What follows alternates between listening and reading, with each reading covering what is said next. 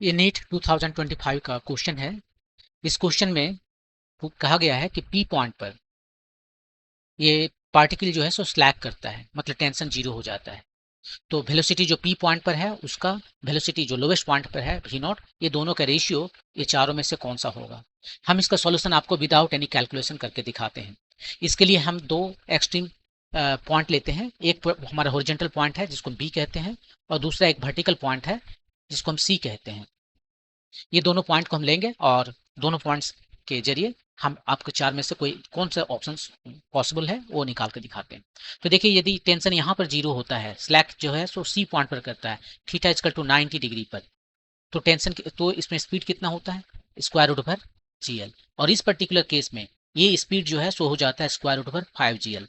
अब ये दोनों का रेशियो जो है, ये रेशियो और ये दोनों का रेशियो कितना हो जाएगा, ये रेशियो हो जाएगा square root over GL by square root over 5 GL.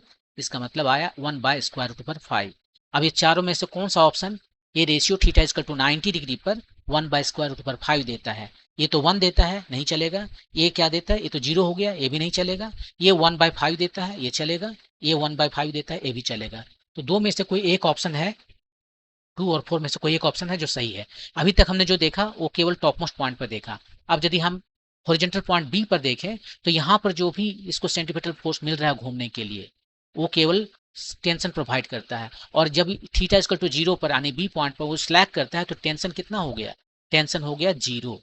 तो टेंशन जब 0 हो गया तो ये वेलोसिटी को भी 0 होना पड़ेगा।